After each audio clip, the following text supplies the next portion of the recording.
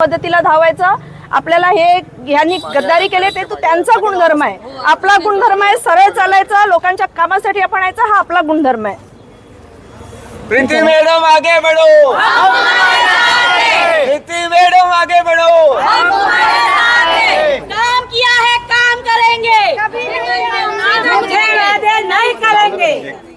अपक्ष याच्यासाठी की मी भारतीय जनता पार्टीमधून एकदम निष्ठावान राहून काम केलेलं आहे, पण कोणी जर पर्सनल काहीतरी त्यांचे काहीतरी गरजेस असतील ते त्यांनी काढले असतील तर त्याच्यासाठी मी असा विचार करते की इथे कुठेतरी माझा उदय आहे आणि मी अपक्ष लढणार आणि जे काय मला प्रूव्ह करायचं ते मी प्रूव्ह करणार. कोणकोणत्या वॉर्डमधून तुम्ही उमेदवारी अर्ज भरलेला आहे आणि कसा प्रतिसाद येईल आता तुम्हाला? मी आता 4 नंबर आणि 5 नंबरमधून दोन्ही ठिकाणी भरलेलं आहे, कारण माझं काम दोन्ही वॉर्डमध्ये आहे. कारण सगळ्या कार्यकर्त्यांचं पण म्हणणं होतं की 5 मध्ये राहा मॅडम, 4 मध्ये राहा, तर मी दोन्ही इथून फॉर्म भरलेला आहे आता. तर बघूया आता. तुम्ही उमेदवारी अर्ज भरताना पक्षश्रेष्ठींशी बोलला होता का?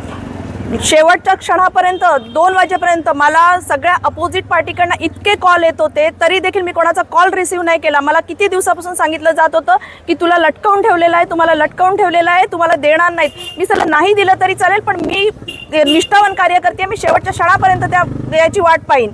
नाही दिला तर मी अपक्ष भरीन, हा माझा शब्द होता, आणि नाही दिला तर मी अपक्ष भरलाय, कारण मला फक्त लोकांची सेवा करायची आहे. भूमिपुत्र म्हणून काय कशा प्रकारे बघता ही सर्व? नाही, भूमिपुत्रांना तर गणतीतच घेत नाहीयेत. भूमिपुत्रांना ह्या आगरी कोळी लोकांना त्यांनी म्हणजे बादच करून टाकलेला आहे. हा कुठेतरी आमचा म्हणजे कुठेतरी राग काढल्यासारखा वाटतोय. तुम्हाला जर पुन्हा प्रेशर करून पुन्हा जर सांगितलं आणि उमेदवारी माघार घेण्यासाठी सांगितलं तर माघार? अजिबात नाही. का मी माघार घेऊ? अजिबात माघार घेणार नाही, कारण मला लोकांची सेवा करायची म्हणून मी उतरलेली आहे, तर मी का माघार घेऊ?